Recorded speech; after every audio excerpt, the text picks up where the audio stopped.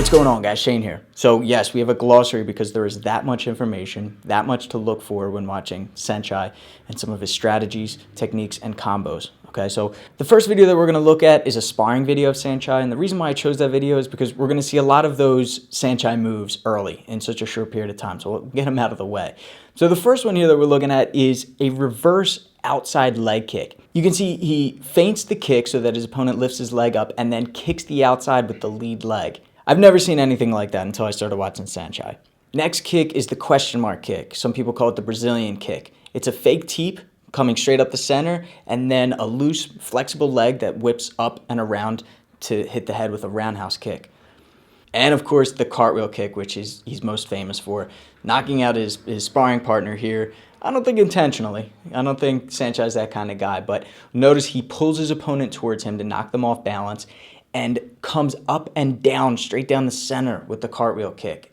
It's genius that he's come up with something like this. You can see he often catches that kick, pulls them towards him, knocks him off balance, lands on the neck, on the trap, on the collarbone, on the face. Sometimes he'll throw it without catching the kick, dropping down to his right hand, turning his body upside down so that the kick can come on a downward angle. Genius. Next is a double roundhouse kick. So what he does here is crucial. Okay, we're going to look at this in slow motion. He traps with his right hand. He touches his opponent with his right leg. And what this does is confuse his opponent, and he'll rip that head kick with the left leg, shuffling his feet midair, getting that KO. Here's another one with a little bit less success. His opponent had his guard high and didn't fall for the trickery. Another one that he does that's very similar to that, has that fake lead kick in the beginning, and as a jumping kick is the hopping front kick.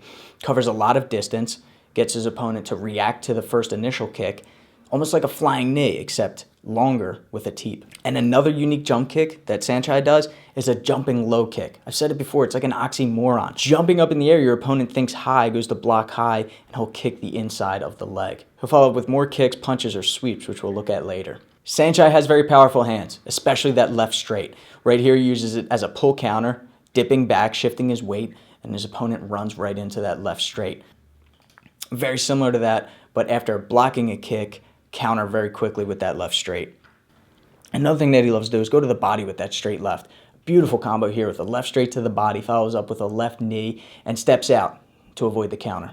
Now his opponent's thinking low, he throws a couple of jabs. You can see his opponent lifts his leg up, but he also pulls his opponent's hands down with that right hand, the jabbing hand, to follow up with the elbow knockout. Another finish that started with the cross to the body, gets his opponent thinking low, and then finishes upstairs with just a flurry of jabs and crosses. So his opponents will sometimes get frustrated and try to get a body lock, get in low in the clinch, to which he uses his leverage where he can, and just a down elbow, and then even frame out to create some distance until the ref breaks him up. No matter how tall you are, Saenchai can kick you in the face with a teep, and he will do this a lot. Very smart though, because he'll use the teep, a straight kick right down the center. There aren't many of those in Muay Thai, and then he'll follow up after his opponent thinks straight. You can see his opponent's guard closes up because he doesn't want to get hit down the center. Then he comes with circular punches, hooks to finish him. All right, now we're going to look at some evasions. So his reaction time is ridiculous. His confidence is through the roof, and he can read his opponent like a book. So he'll evade kicks, punches, elbows, and always comes crashing back. We call this riding the wave in Muay Thai. Evading the attack and come crashing back with your counter, because your opponent is almost always off balance after that. They're expecting to hit you, and you pull away at the last second, they miss. So he uses his opponent's lack of balance to follow up with punches, kicks, or sweeps, which we're going to look at now. So the basic understanding of a sweep is you're pulling with one hand, pushing with the other, and sweeping with one of your legs. You want to catch your opponent when they're off balance or make them off balance. You can see in all of these videos, he's pulling either on the head or pushing at the elbow and sweeping with one of his legs. And I love this one here because he uses the ropes to assist. You can see him pulling down on the shoulder, lifting up with the right elbow, and then sweeping with the left leg. Saenchai makes it look easy, but it really is about catching your opponent off balance.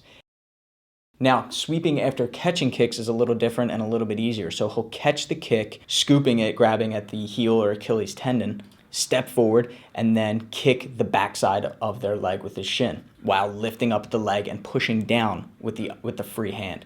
But you don't always have to kick the backside, and Saenchai doesn't. He'll sweep the front with the bottom of his foot or the backside of their leg with the bottom of his foot. As long as you're sweeping with the bottom of your foot or your shin, it's legal in Muay Thai. You cannot sweep with the calf muscle. And he doesn't always catch the leg. He'll set it up with a feint. You can see he fakes the left, gets his opponent to lift their leg up to check, and then scoop out the free leg. And he does this often. Hopping in, closing off the distance, gets his opponent to react to the first kick, and then he scoops out the free leg. This is a great example of that here. Really lifts the leg up, his opponent goes to check, comes underneath, some people call this the submarine kick, and chops that leg out from underneath. Cool, thanks for watching, guys. So like I said, this is just a little bit of what Saenchai has to offer. But what I really want you to get out of this, before you start throwing cartwheel kicks and everything else, you have to make sure that you get your fundamentals down. You can tell just by watching Saenchai and his balance and his confidence and his creation of angles that he mastered the fundamentals before he started doing all of this. So you have to make sure that you absolutely perfected everything else before you try this in the ring. You can practice these moves, but before you try it in actual competition, I recommend that you get the basics down, then start working your way up. So that top button there, if you click that, you'll subscribe to the channel. You get more videos like this. On the left there is my Twitter, so you can send me a tweet and request a fighter that I can do a breakdown video like this. In the middle is street fight breakdowns.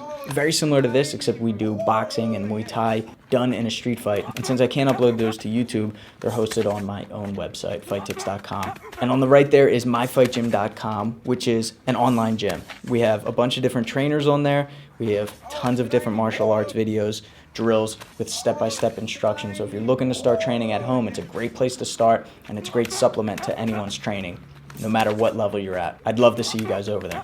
Until next time, I'm Shane with Fight Tips. Self-defense for the underdogs.